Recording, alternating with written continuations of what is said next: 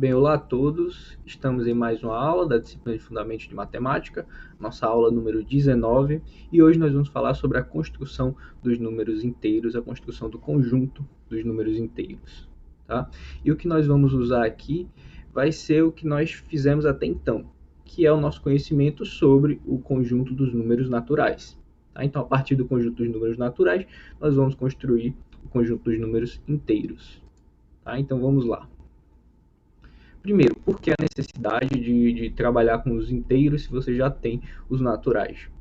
Bem, lembre-se que nos naturais nós definimos a soma e o produto. E lá funciona muito bem a soma e o produto dentro dos números naturais. A soma e produto de números naturais dá um número natural. Então está tudo lá dentro, tudo bem resolvido.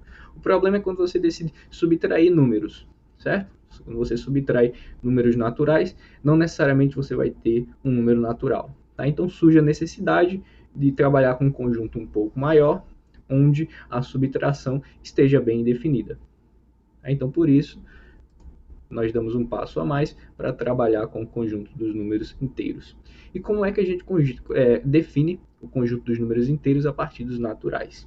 Nós vamos usar uma ferramenta que nós trabalhamos no nosso estágio passado, que é relação de equivalência. Tá? Então, vamos lá, vamos definir o seguinte problema. Aliás, o seguinte relação. Seja I igual a N cartesiano N. Então, se você pegar AB e CD pertencentes a I, você define a seguinte relação. AB se relaciona com CD, somente se AD é igual a BC. Ou seja, se a soma dos extremos, AD, é igual à soma dos meios, BC. Então, AD é igual a BC. Essa é a nossa relação. Facilmente você consegue verificar que essa relação de fato é uma relação de equivalência. Tá? Vou deixar aí como exercício para vocês, também vou colocar na lista para vocês treinarem né, um pouco mais a parte de relação de equivalência e entenderem bem essa relação. E a partir dela, veja só, se você tem uma relação de equivalência, você pode falar de quê? Do conjunto quociente. Tá? Então, esse conjunto quociente aí, a partir dessa relação de equivalência, é que vai ser o conjunto dos números inteiros. Tá? Então, definição. Denotaremos o conjunto quociente por Z. Tá? E esse Z é chamado conjunto dos números inteiros. Tá? Eu sei que essa definição pode estar muito distante da definição intuitiva que nós já tínhamos de números inteiros, mas a partir dela nós conseguimos extrair de forma formal, de forma bem com demonstrações, todas aquelas propriedades que a gente já conhecia antes de números inteiros, que conhecia de forma intuitiva. Tá? Então, a partir dessa definição, essa definição pode parecer um pouco esquisita à primeira vista, mas a gente vai ver que ela funciona muito bem para os nossos propósitos. Tá? Então vamos... agora você já tem o conjunto aí, certo? O seu conjunto dos inteiros vai ser um conjunto quociente. Tá? Então, a primeira coisa que a gente vai fazer é definir operações nesse conjunto, do mesmo jeito que a gente fez lá com os naturais. A gente definiu duas operações lá, que era a adição e a multiplicação, certo? O produto, lá nos naturais. Então, agora a gente vai definir aqui, nos inteiros. Então, vamos equipar o conjunto Z com as seguintes operações. A adição, lembre-se, nossos inteiros, os elementos deles são classes de equivalência. Tá? Já que a gente está definindo os inteiros como um conjunto quociente, então os elementos são classes de equivalência. Tá? Então, você soma aqui, ó, AB barra mais CD barra vai ser ó, A mais C, B mais D barra. Então, a soma aqui ó, é coordenada a coordenada. E o produto aqui, AB barra vezes CD barra, vai ser igual a vezes C, a primeira entrada A vezes C mais B vezes D, segunda entrada A vezes D mais B vezes C. Isso tudo você pega a barra, ou seja, a classe de equivalência. Então essas são as duas operações, a adição e a multiplicação, que a gente define em Z. Uma observação aqui, antes da gente falar um pouco mais sobre elas, é que olha, a gente está fazendo um abuso, é o chamado abuso de notação. Porque veja só, esse mais que tem aqui é diferente desse mais que tem aqui. Certo? Veja só, o A e o B são números naturais. Então essa soma aqui é a soma que você definiu lá nas aulas anteriores de números naturais. Essa soma aqui você conhece bem ela, você tem várias propriedades já conhecidas dela. Tá? Essa soma aqui você está definindo agora. É a soma de dois números inteiros, tá? Dois números aqui, dois elementos aqui. Então veja, embora a gente esteja usando o mais para denotar ambas, uma você já conhece bem, outra você está definindo agora. Tá? Então nós vamos extrair informações dessa aqui. Agora, professor, como diferenciar uma da outra? Bem, você tem que ver o que você está somando. Certo? Se você está somando números naturais, como é nesse caso aqui, ó, o A e o C são naturais, então essa soma aqui, essa adição aqui é a adição dos números naturais. Tá? Aqui você está somando duas classes de equivalência, tá? Que são elementos do Z. Então essa soma aqui é a soma que você está definindo agora em Z. E a mesma consideração aqui vale para o produto. Aqui é o produto em N, certo? A, C, aqui ó, são todos produtos naturais. Tá? E aqui é o produto que você está definindo agora em Z. Então, ó, você está definindo produto, adição e produto em um conjunto quociente. Então, sempre você tem que tomar um cuidado maior quando você está trabalhando com um conjunto quociente. Tá? Porque os elementos são classes de equivalência. Então, pode ser que o que você defina dependa do representante da classe que você está trabalhando. Tá? Então, tudo que você define num conjunto quociente, você tem que tomar cuidado de que independa do representante que você escolher. Então, o mesmo vale aí se você está falando de adição e multiplicação em uma classe, em um conjunto quociente. Então, você tem que verificar que essa adição e esse produto independem do representante que você escolher. Então, ó, pegue aqui, ó, dois representantes da mesma classe, A, B e X, Y, dois representantes de outra classe, C, D e ZW. Então, o que significa a adição aí está bem definida no sentido de não depender do representante. Quer dizer que quando você soma esse cara com esse, tem que ser igual a somar esse cara com esse. Tá? Isso quer dizer que tanto faz você escolher o representante, a soma sempre vai dar a mesma coisa. Ou seja, se você somar esses dois caras aqui, tem que ser igual a soma desses dois aqui. Tá? Porque esse cara é igual a esse cara é igual a esse. Mas você está tomando representantes diferentes. Tá? Então, você tem que mostrar que independe do representante nesse sentido aí. Então, tem que mostrar essa igualdade aqui. Mas essa igualdade, essa soma aqui, ó, por definição, é essa aqui. Certo? A definição de soma está aqui. O mesmo vale para essa aqui, ó. Essa soma é essa aqui. Então, o que você tem que mostrar, na verdade, é essa igualdade aqui. Ou seja, mostrar que esses dois representantes se relacionam. E como é que se relaciona aqui? Pela nossa relação de equivalência. Ou seja, se você somar os extremos, tem que ser igual à soma dos meios. Então, você tem que mostrar que A mais C mais Y mais W é igual a B mais D mais Z mais W. Mais X mais Z, aliás. Então, é isso que você tem que mostrar, essa igualdade aí. Então, vamos mostrar. Primeiro, nós vamos partir da nossa hipótese. Nossa hipótese aqui é a B barra é igual a XY barra.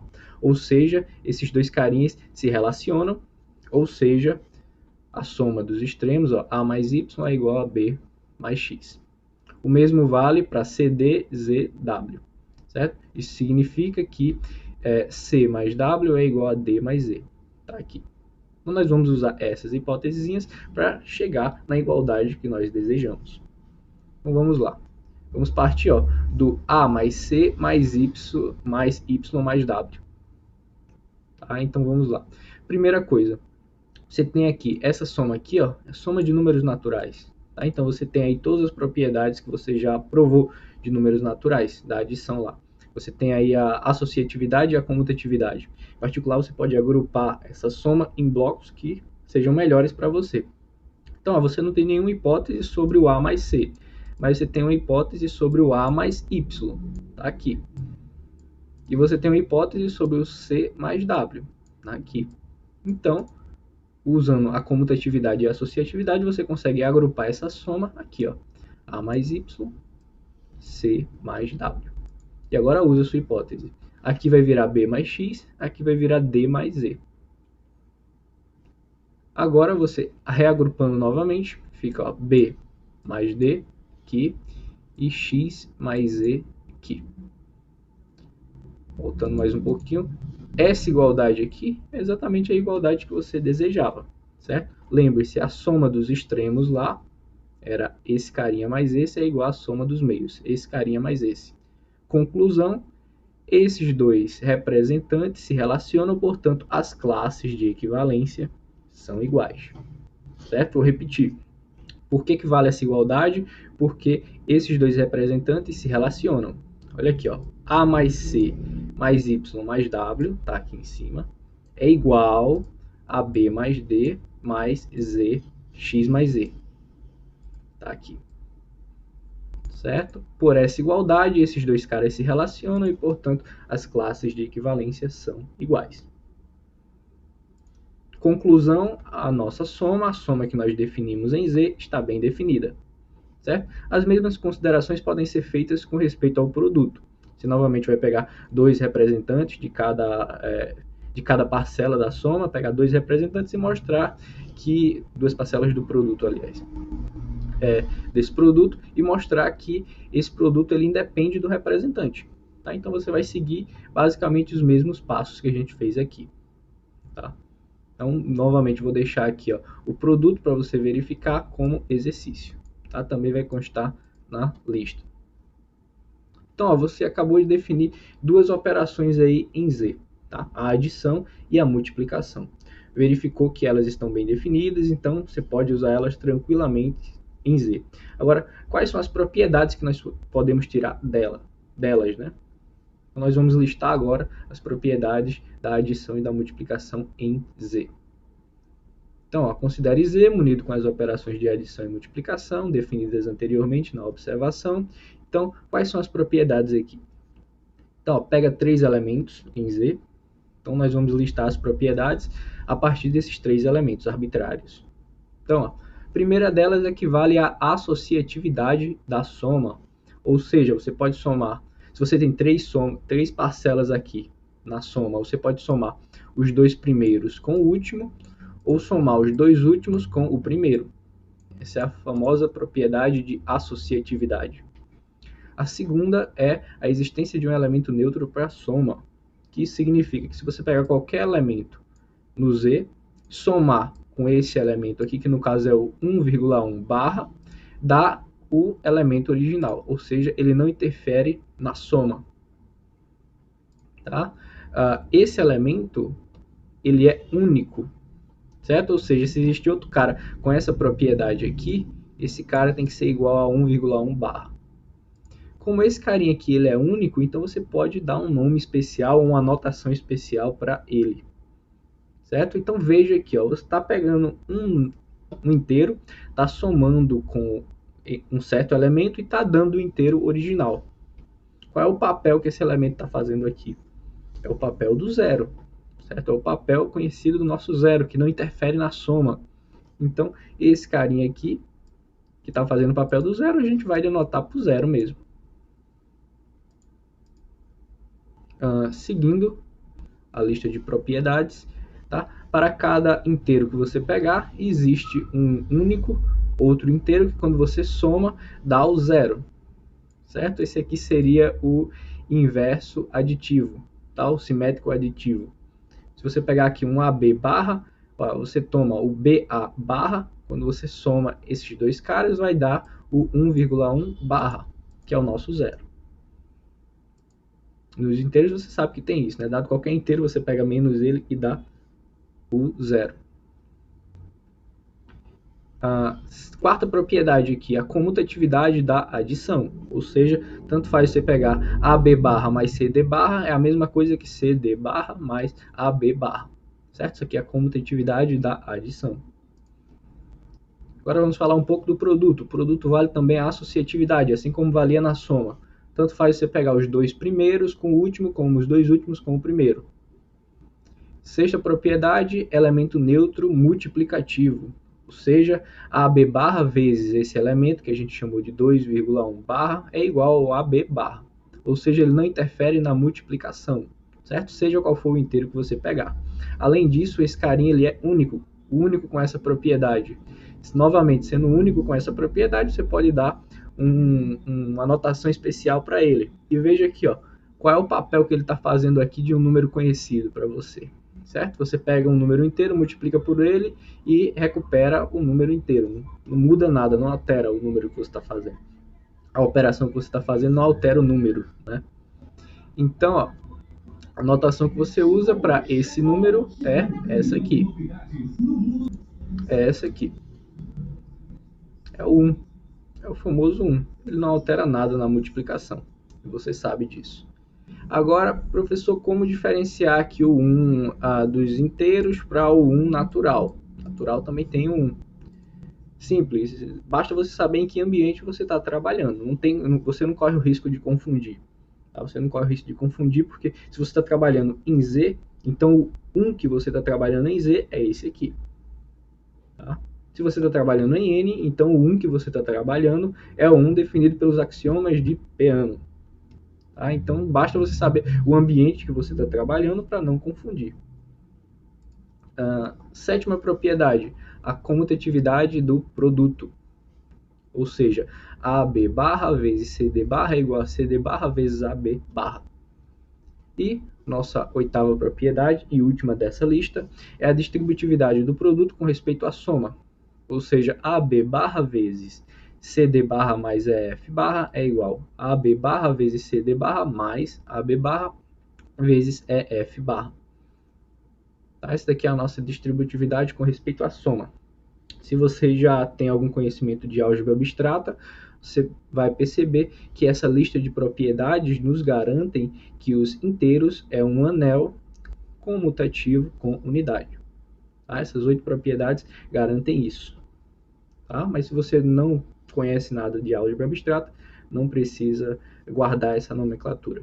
Tá? Basta aprender bem essas 8 propriedades. Tá? Então vamos aqui verificar algumas delas. Tá? Vamos provar os itens 1, 3 e 8, tá? Para você entender bem como funciona a questão da adição e da multiplicação. E essas três propriedades vão servir de exemplo, de modelo, para você verificar as demais, que são deixadas como exercício. Tá? Então vamos verificar aqui a nossa primeira propriedade, que é a associatividade da adição. Então, ó, pega aqui ó, os dois primeiros mais o terceiro. Então, ó, essa soma aqui, você sabe como funciona. Já que tem o colchetes aqui, é para você somar primeiro aqui, né? Então, ó, essa soma aqui ó, dá A mais C, vírgula, B mais D, barra. Por definição, é isso aqui. Tá? Agora, some esses dois aqui. Vai ser ó, A mais C mais E, B mais D mais F. Barra. Tudo com barra em cima. Agora, ó, lembra do que eu falei? Isso aqui é a soma em Z, isso aqui é a soma em Z, mas aqui, ó, já dentro, você está somando números naturais. Aqui também, ó, números naturais. Então, essa soma aqui é a soma em N. E o que você sabe sobre a soma em N? A soma em N é associativa. Então, você pode pegar esse parêntese aqui e jogar para cá. Mesma coisa fazer aqui, ó, jogar o parêntese para cá. Então, é o que a gente vai fazer. A mais C mais E, B mais D mais F. Certo? Isso aqui é pela associatividade da adição nos naturais. Agora, você pode novamente quebrar em dois inteiros. Fica o A mais B barra mais C mais E, vírgula, D mais F barra. E aqui, novamente, você pode quebrar em dois inteiros. É o que a gente faz. A mais B barra mais C mais D barra mais E mais F barra. Tá? Então, veja o que você fez aqui. Você mostrou que tanto faz somar os dois primeiros com o último, como os dois últimos com o primeiro. Então, você acabou de verificar a associatividade. E o que foi que você usou para verificar isso? Você só usou a definição de soma nos inteiros e a associatividade da soma nos naturais. Basicamente, foi só isso que você usou. Tá? Entender bem a definição e relembrar as propriedades dos naturais. Basicamente, esse é o modelo para verificar todas as propriedades. Tá? Usar as definições e as propriedades que você já tem em N. Tá? As propriedades que nós já provamos em N nas aulas passadas. Então, vamos seguir para a nossa propriedade 3. Tá? Nossa propriedade 3 é a existência do simétrico aditivo. Então, veja só, por definição, a gente tem isso aqui. AB mais BA ambos barra, né, é igual. A soma entrada, entrada, coordenada, coordenada. Vai ser A mais B, vírgula, B mais A, barra. Tá? Isso aqui é por definição. E esse carinha aqui é igual ao 1,1 barra. Por que esses dois carinhas são iguais? Por que essas duas classes são iguais? Porque os representantes se relacionam. Qual é a relação de equivalência aqui para elas se relacionarem? Soma dos extremos igual a soma dos meios. De fato, A mais B mais 1 é igual a B mais A mais 1. Essa soma aqui é a soma em N. Em particular, vale a comutatividade. Ou seja, se A mais B é igual a B mais A. Então, quando você adiciona o 1 aqui, vai continuar a igualdade. Tá? Então, como vale essa igualdade aqui, pela nossa definição de relação de equivalência, vale essa igualdade aqui, de classes de equivalência. Tá? Então, você acabou de provar que, de fato, você pega um inteiro qualquer, soma com esse carinha aqui, vai dar o zero, nosso zero, que é 1,1 barra. Mas a nossa propriedade 3, ela diz um pouco mais. Ela diz que um cara que satisfaz essa propriedade aqui, ele é único. Então, ó, pegue outro que satisfaz e mostra que eles são iguais. Então, eu vou chamar de xy, outro inteiro que satisfaz essa propriedade aqui. Que é que você tem que mostrar que esse xy barra é igual ao BA barra. Então, vamos lá. Primeira coisa, como vale essa igualdade aqui? Então, você já coloca a definição de soma, tá aqui. Então, esse carinha é igual a esse. Ou seja, A mais x, B mais y barra é igual a 1,1 barra. Então, ó, por definição, quer dizer que eles se relacionam. Então, pela definição da nossa relação, quer dizer ó, que a soma dos extremos é igual à soma dos meios. Tá aqui. Tá? Então, ó, você tem 1 em ambos os lados. Essa soma aqui é a soma em N. Você sabe que vale a regra do cancelamento para a soma. Então, corto 1 dos dois lados. A igualdade, você sabe que a igualdade é uma relação de equivalência. Em particular, ela é reflexiva. Aliás, em particular, ela é simétrica. Então, você pode inverter aqui a ordem. Fica B mais Y igual a mais X. E agora, ó, isso aqui significa o quê? Ó? Que o B, A barra é igual ao X, Y barra. Porque, aqui, ó, soma dos extremos é igual à soma dos meios. Aqui. Então, isso implica que esses dois representantes se relacionam, portanto, as classes de equivalência são iguais. Tá? Então, veja que você acabou de mostrar que o B, A barra é o único cara que satisfaz de fato essa propriedade aqui. Então, você provou a unicidade do simétrico aditivo. Então, agora nós vamos provar a propriedade 8, que é a distributividade do produto com respeito à soma. Então, vamos lá. Aqui, ó, vamos seguir a ordem que está pedindo, certo? Você vai primeiro somar esses dois caras, você sabe por definição, vai ser ó, C mais E, vírgula, D mais F, barra. Tá aqui. E agora você vai usar a definição de produto em Z. Aqui é, ó, primeiro vezes esse, A vezes esse cara aqui, mais B vezes esse cara aqui, vírgula, A vezes esse cara aqui, mais B vezes esse cara aqui. Tá? É a nossa definição de produto em Z. Tá? Se você está esquecido, volte um pouquinho e relembre. Então, tá aqui.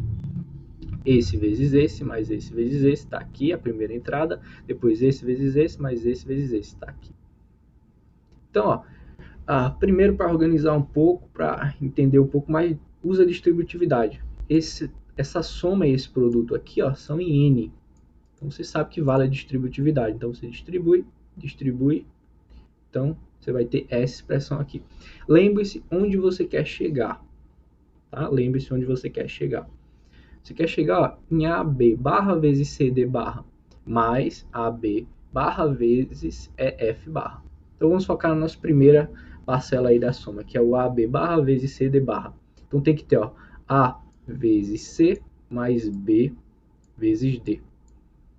Então, ó, A vezes C mais B vezes D. Deixa eles juntinhos. E também tem que ter A vezes D mais B vezes C. Tá? Aqui, ó. A vezes D mais B vezes C. Deixa eles juntinhos e o que não faz parte disso, coloca do outro lado. Então, vamos lá. Juntei aqui ó, A vezes C mais B vezes D. A vezes D mais B vezes C. Então você pode quebrar essa soma aqui em duas. Tá aqui, certo? Só o que eu sabia onde que eu iria chegar, que é o A vezes C, B vezes D, e vírgula A vezes D mais B vezes C. E aqui é o que sobrou, certo? Esse carinha aqui é o AB vezes CD, barra, né? E esse aqui, você pode notar que é o AB barra vezes o EF barra. Então, voltamos para cá. E chegamos exatamente onde queríamos. Tá? E aqui eu devo acrescentar uma observação interessante, pode ajudar você a provar outras propriedades. Professor, eu cheguei aqui, nesse ponto aqui, e não sei mais para onde seguir. Não sei mais para onde seguir. Não peguei essa sacada aí que o senhor falou de juntar AC mais BD, não peguei. Então não tem problema. Você pega e para aqui, não sei andar mais aqui, então para. Pula uma linha e onde você quer chegar? Você quer chegar no AB barra vezes CD barra mais AB barra vezes F barra. Então, começa dele, vai seguindo, usa a definição de produto aqui, usa a definição de produto aqui, depois usa a definição de soma aqui e vai chegar aqui. Certo? Então, nessa primeira aqui você chegou aqui, nessa segunda expressão aqui você chegou aqui.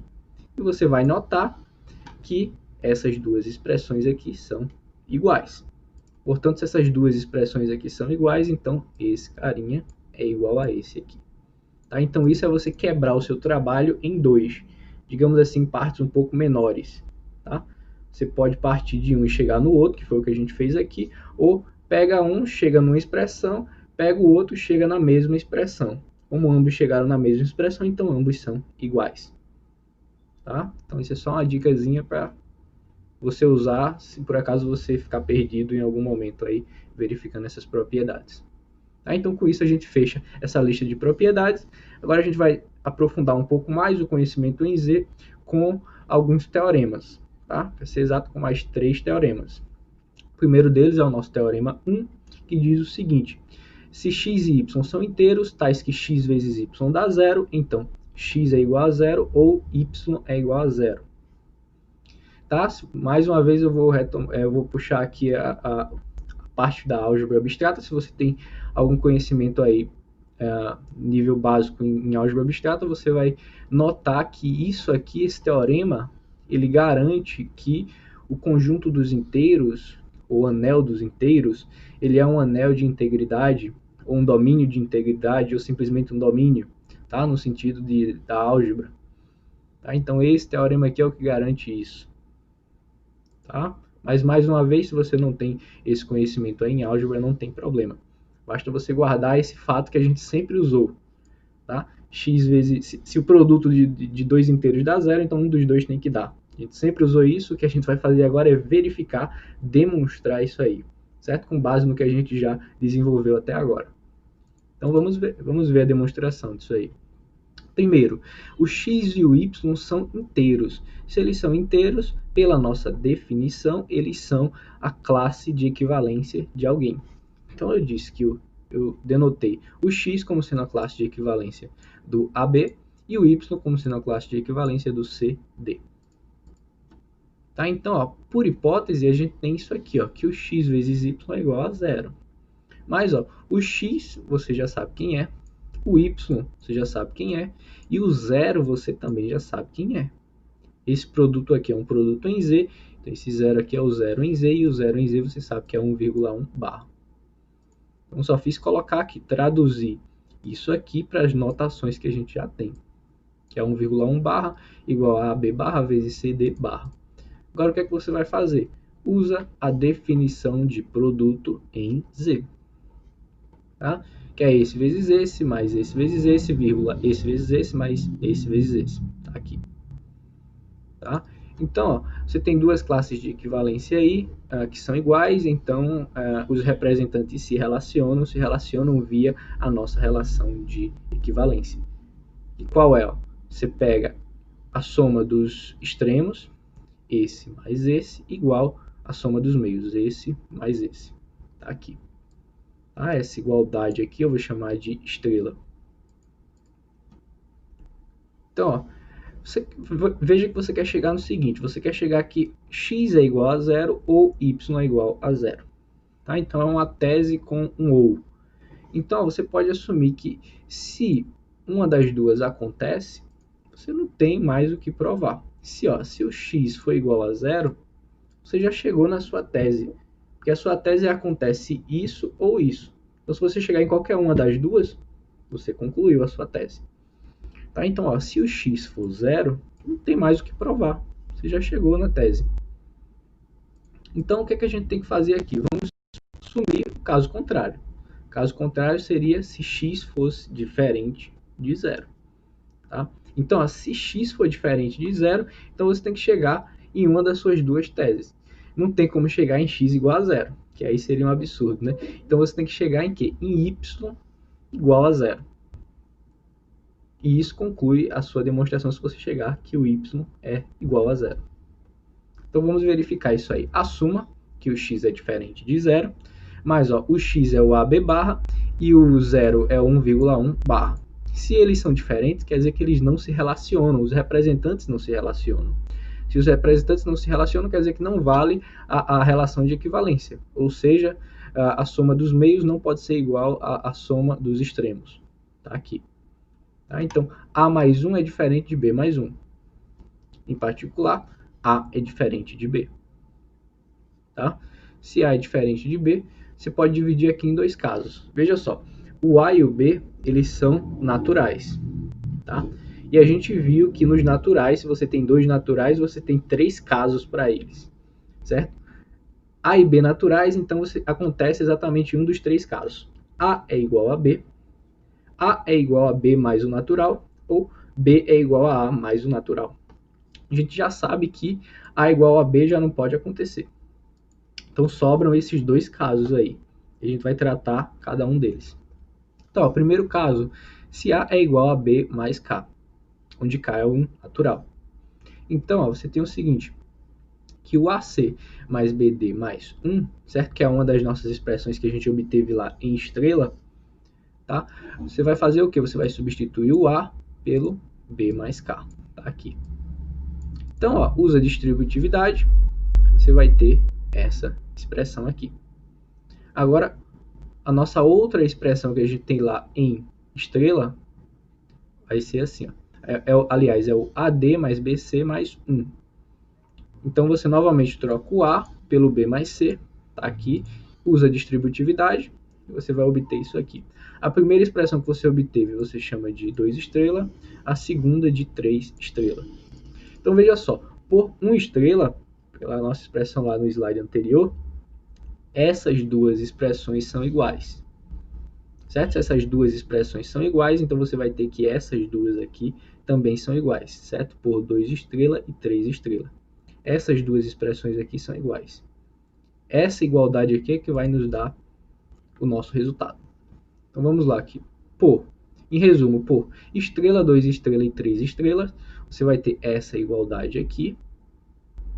Tá? Então, e pelas propriedades em N. Essa soma aqui é em N. Então, vale associatividade, comutatividade. Então, você pode juntar aqui quem você quiser.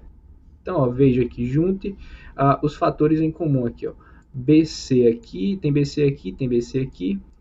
Tem BD aqui e BD aqui. Tem um aqui e tem um aqui. Então, junta todo mundo que é igual. Tá aqui, esse cara é igual a esse. Então, o que sobrou foi o KC e o KD.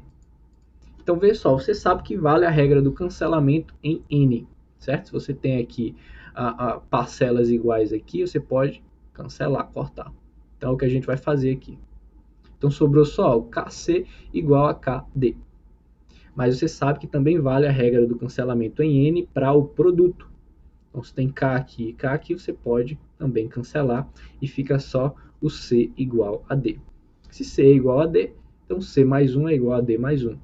Então, sua conclusão é a seguinte, que o nosso Y, que a gente sabe que é o CD barra, vai ser igual a 1,1 barra. Por quê? Porque a soma dos extremos é igual à soma dos meios. Tá aqui. Então, eles se relacionam, em particular, as suas classes de equivalência são iguais. Mas essa classe de equivalência aqui é exatamente o zero. Então, veja, você acabou de provar o que você queria. Você assumiu que o x é diferente de zero e você concluiu que o y é que tem que ser igual a zero. Então, veja, olha agora a demonstração como um todo. Você teve dois casos. Ou o x é igual a zero e não tinha nada que provar, ou o x é diferente de zero e o y é que tem que ser o zero. Conclusão, x igual a zero ou y igual a zero. Isso conclui a demonstração para o primeiro caso. Para o segundo caso, veja que é totalmente similar, certo? B igual a mais R para algum R natural. Tá? Então, seguindo os mesmos passos que a gente fez para o primeiro caso, você vai chegar aqui a diferença do primeiro caso para o segundo caso vai ser esse natural aqui, ó. Em vez de ser K, vai ser o R. Tá? E aí você vai usar a regra do cancelamento do mesmo jeito e vai concluir de novo que o y vai ser igual a zero. Tá? Esse segundo caso aqui é totalmente análogo, tá? Por isso que não vai ser feito. Mas se você quiser realmente verificar se você entendeu bem o primeiro caso, faça o segundo caso. Ok? Então, abordados os dois casos, você conclui todas as possibilidades. Porque a terceira possibilidade seria A igual a B. Mas a gente sabe que A igual a B não acontece, não ocorre. Então, verificado todos os casos possíveis, então a gente conclui a demonstração do teorema 1 e a gente pode partir para o nosso teorema 2. Esse teorema 2 aqui, ele vai fazer a gente entender um pouco mais, comparar um pouco mais com o que a gente já conhecia dos naturais e dos inteiros. Tá? Veja que qual a relação deles, né? Você sabe que você definiu os inteiros a partir dos naturais, mas a gente sabia que existia uma relação bem maior entre os naturais e os inteiros. Os naturais estavam contidos nos inteiros, a gente sempre trabalhou com esse pensamento. Então esse teorema 2 aí vai ajudar um pouco a gente entender um pouco mais isso aí de uma forma um pouco mais rigorosa, o que significa esse contido de verdade. Tá? Então vamos lá. Seja f a função, tá, que vai de n em z, definida da seguinte forma: f de a igual a mais 1,1 barra. Então, f é injetora, é uma função injetora, e satisfaz o seguinte: primeiro, ela preserva a soma, ou seja, f de a mais b é igual a f de a mais f de b, para todos a e b naturais, e f de a vezes b é igual a f de a vezes f de b, para todos a e b naturais. Ou seja, você tem aí uma função injetora, que vai de n em r, que preserva as duas operações principais de n, que é a soma e o produto. Então vamos verificar aí a demonstração desse teorema 2, que você vai notar que é bastante simples. Então, ó, primeiro verificar a injetividade, verificar que f é injetora. Então, ó, lembra como é que faz isso? Pega dois caras que tenham imagens iguais e verifica se eles são iguais. Então, ó, dados a e b naturais, tais que f de a é igual a f de b. Isso implica pela nossa definição de f, que a mais 1,1 barra é igual a b mais 1,1 barra. Então, isso implica que eles se relacionam, ou seja, que a soma dos extremos é igual à soma dos meios. Tá aqui. Mas essa soma aqui é em n.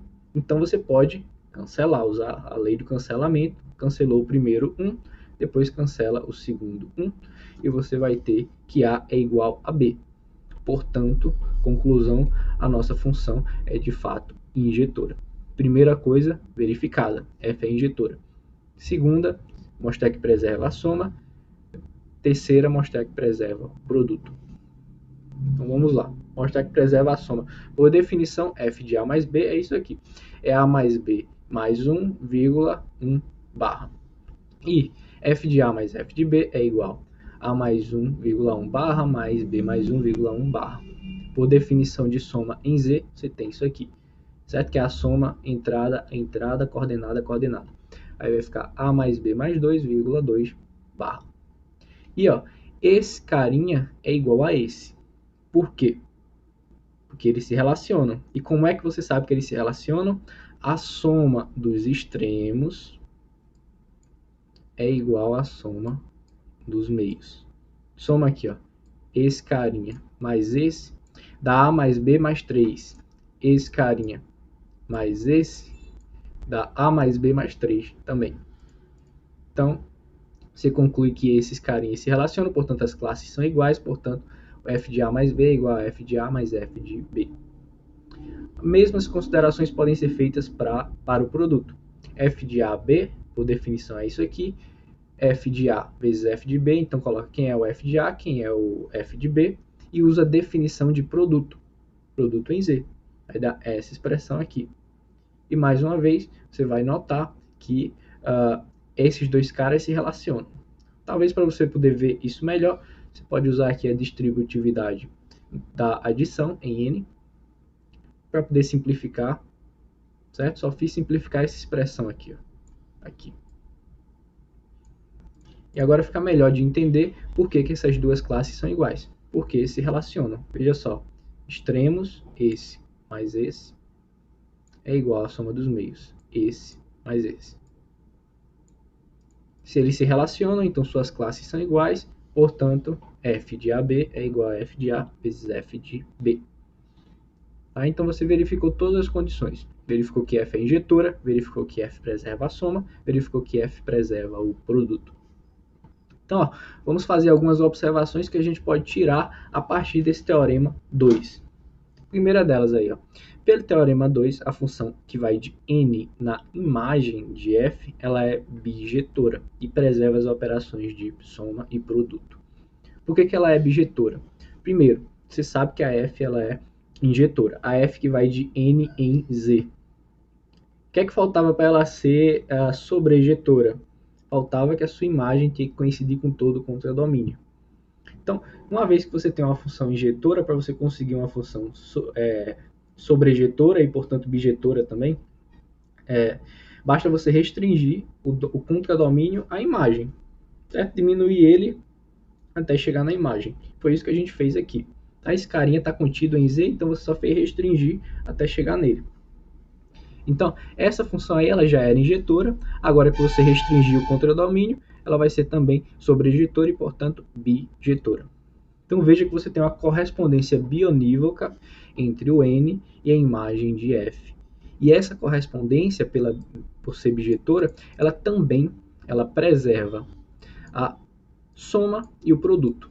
Então, do ponto de vista algébrico, essas duas estruturas aí são bastante similares, são indistinguíveis, certo? O que é que a gente pode tirar disso aí? A gente pode tirar que podemos identificar o N, certo? Que é um conjunto com a imagem de F. Mas qual é a vantagem disso? É que a imagem de F ela está contida, ela é um subconjunto do Z. Tá? E agora está começando a fazer sentido o que eu disse para você, que a gente está se aproximando do que a gente já conhecia. O N está contido em Z. Mas não é exatamente o N. Tá? Veja só. O que significa identificar N com a imagem de F? Quer dizer que toda vez que você olha para um natural, que a gente chama de A, você pode identificar com esse inteiro aqui, ó, que é o A mais 1,1 barra, que seria a imagem do A, né? Então, ó, o que a gente está tentando dizer aqui é que, em outras palavras, a imagem da F é uma cópia dos naturais em Z. Certo? Você não tá, o N, ele não está contido em Z. Por quê? O Z é um conjunto quociente a partir do N. Então não teria como você comparar esses dois conjuntos. Mas você consegue uma cópia do N, que no caso aqui é a nossa imagem do F. Cópia no sentido que existe uma bijeção entre esses dois, e além disso as operações ainda são preservadas por essa bijeção. Tá? Então, de fato, uma cópia do N dentro do Z. Então, essa cópia, muitas vezes a gente elimina esse nome aqui e a gente pensa realmente no N dentro do Z. Tá? E essa palavra cópia, essa palavra de ver, identificar um objeto dentro do outro, isso é muito comum na matemática em geral. Tá? Então, isso é só um primeiro contato que você está tendo aí, mas que você vai ver em outras ocasiões, em outras disciplinas também. Essa identificação. Tá? Então, é dessa forma que a gente vê o N dentro do Z. Tá? E essa imagem de F aí, tá? Por ser tão, vamos dizer assim, especial, por estar nessa bijeção com os naturais, a gente vai dar uma notação especial para ela e vai chamar, também vai dar um nome para esse conjunto. Tá? Primeiro, essa imagem de f ela vai ser denotada por z+, tá? E vai ser chamada de conjunto dos inteiros positivos. Tá? Então, ó, toda vez que você pensar em n dentro do z, você está pensando no z+. Tá? Em outras palavras, explicitamente quem é o z+.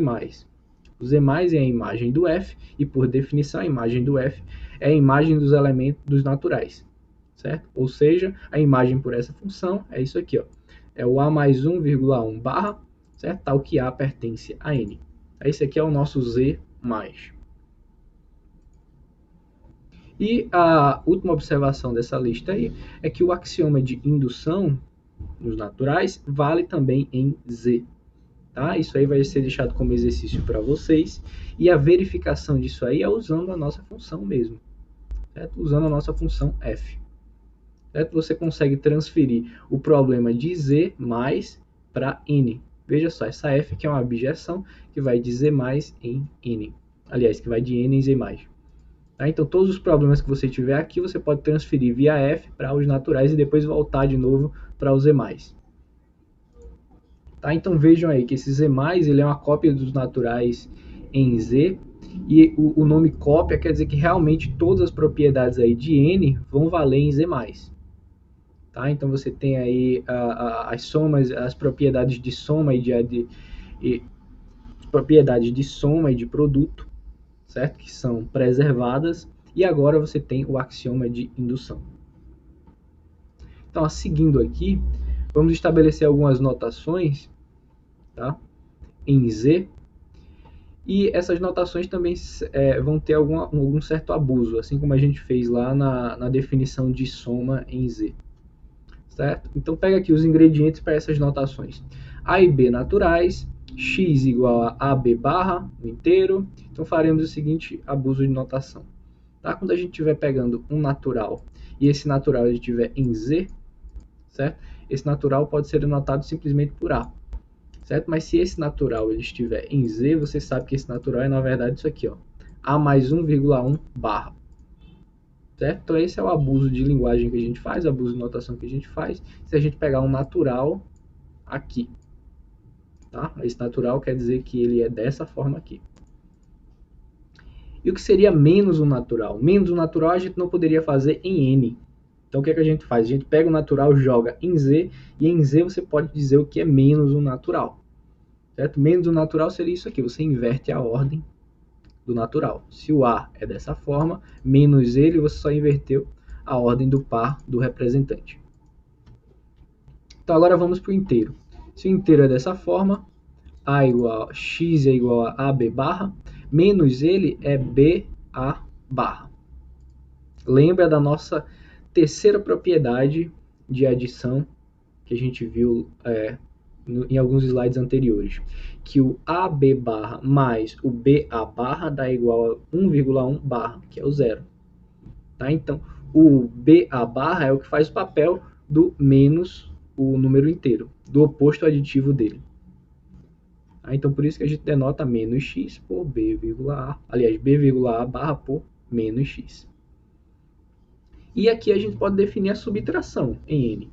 Certo? A subtração, que é o x menos y, pega dois inteiros aqui. Aliás, subtração em z, né? Pega dois inteiros aqui.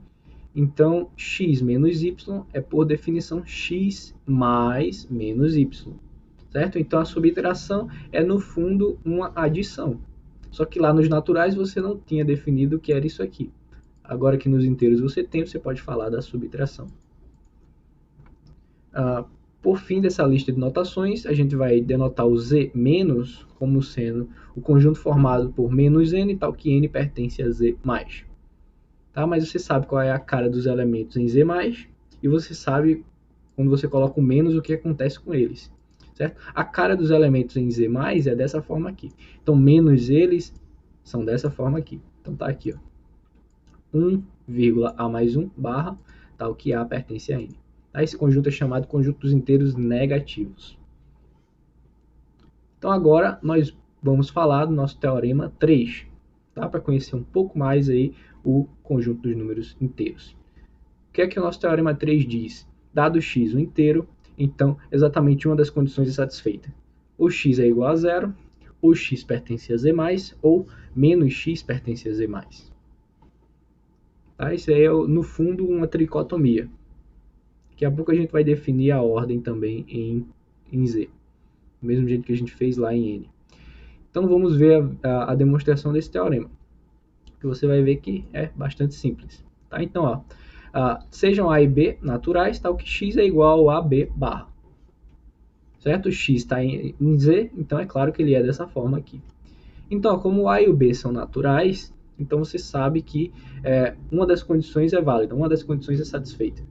A igual a igual a B mais K para algum K natural, B igual a mais R para algum R natural. Então, o que é que você tem que fazer aí para concluir o seu teorema?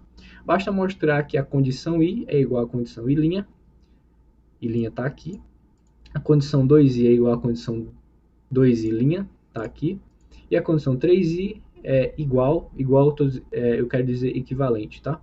Equivalente à condição 3I', que é essa aqui. Então vamos lá, vamos verificar a equivalência dessas condições. A equivalência de I e I'.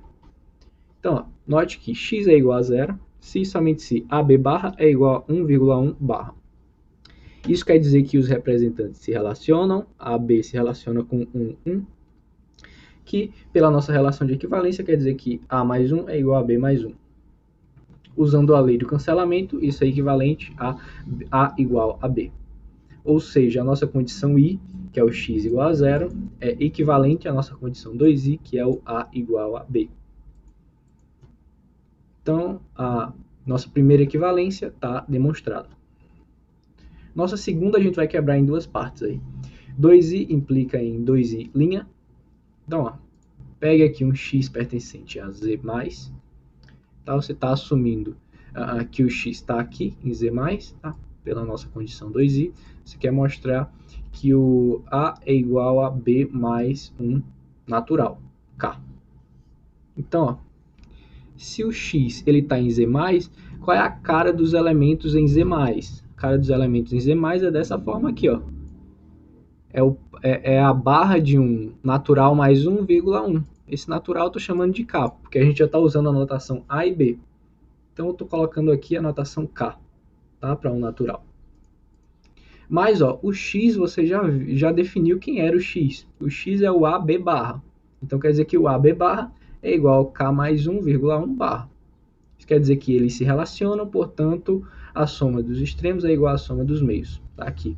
Usa o cancelamento, lei do cancelamentozinho. Então vai ficar aqui A é igual a B mais K, que é exatamente a condição 2i'. A é igual a B mais um natural. Agora vamos fazer a volta. 2i' implica em 2i. Então, ó, se A é igual a B mais K para algum K natural, então x é igual a B barra. A gente já tem isso aí. Então, ó, substitui A por B mais K, tá aqui. E esse carinha aqui ele vai ser igual ao K mais 1,1. Por quê? Aqui, ó, soma dos extremos igual à soma dos meios. Por isso que vale essa igualdade aqui. Tá? Só que esse carinha aqui, ó, ele é a carinha dos elementos em Z+. Conclusão, o nosso x pertence ao Z+, e você concluiu a condição 2i. Certo? Então, ó, a equivalência 2i e 2i' está provada. Certo? E a equivalência 3i e 3i' verifica de forma completamente análoga. Tá? Da mesma forma que você verificou aqui para o 2i, você consegue fazer usando exatamente as mesmas ideias. Certo? Só que lá, aqui você tinha A igual a B mais K. Lá você vai ter, aqui você vai ter B igual a mais R. Tá? Então a diferença é muito sutil, então dá para você verificar de forma bastante simples. Apenas adaptando essa demonstração aqui para esse caso. Tá? Para não ficar repetitivo, não vai ser feita. Mas a ideia está aí. Você entendeu bem, você consegue reproduzir. Tá? Então, com isso, o teorema 3 está verificado. Vamos fazer aqui algumas observações. Tá? Então, ó, é fácil ver, e eu vou deixar como exercício para vocês, que se você pegar dois inteiros positivos, a soma deles ainda é um inteiro positivo, e o produto deles também é um inteiro positivo.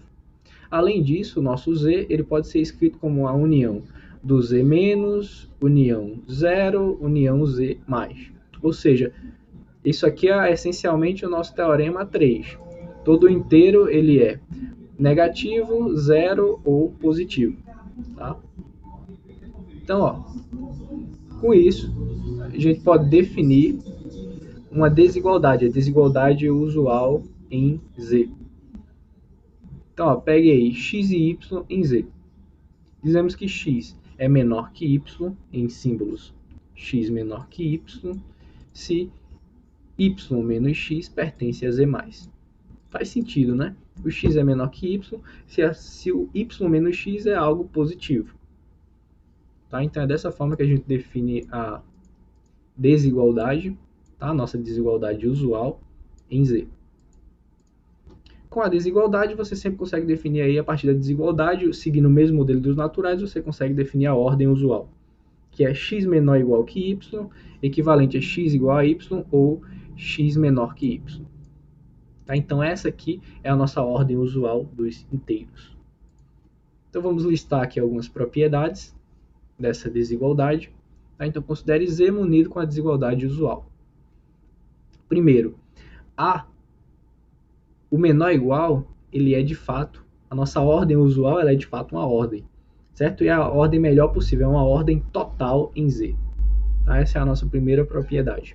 A segunda é que se x é menor que y, então você somando um inteiro, você preserva a desigualdade. X mais z é menor que y mais z. A segunda é que a desigualdade ela é preservada quando você multiplica por um inteiro positivo.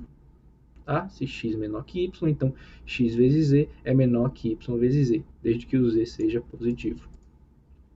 Quarta propriedade, a desigualdade ela inverte se você está multiplicando por um negativo. Ou seja, x menor que y implica que x vezes z é maior que y vezes z, certo? Desde que o z seja negativo.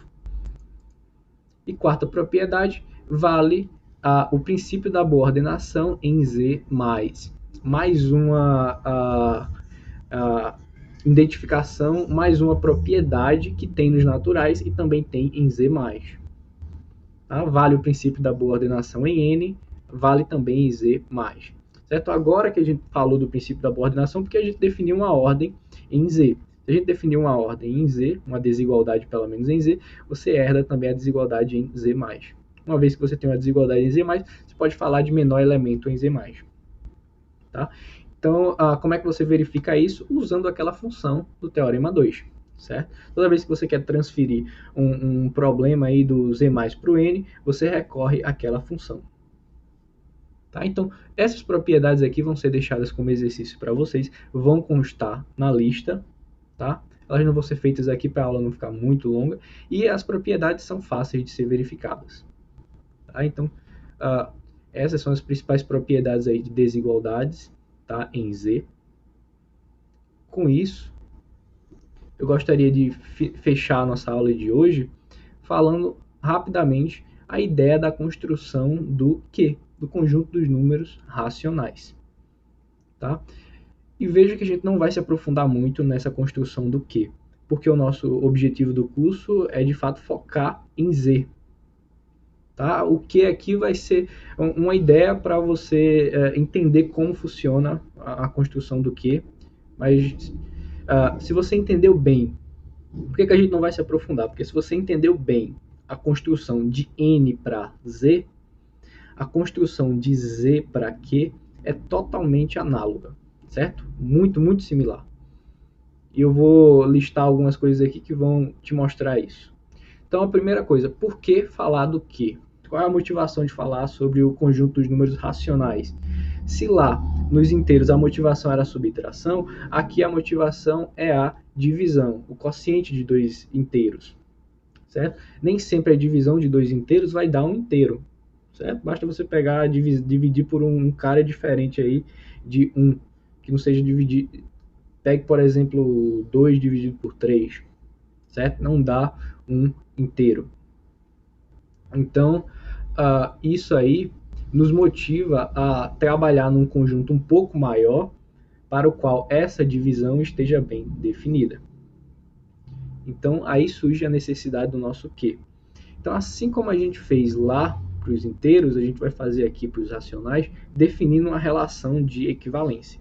Então, a gente define essa relação de equivalência nesse K aqui, que é o Z cartesiano Z estrelão. Nesse Z estrela é o Z menos o zero.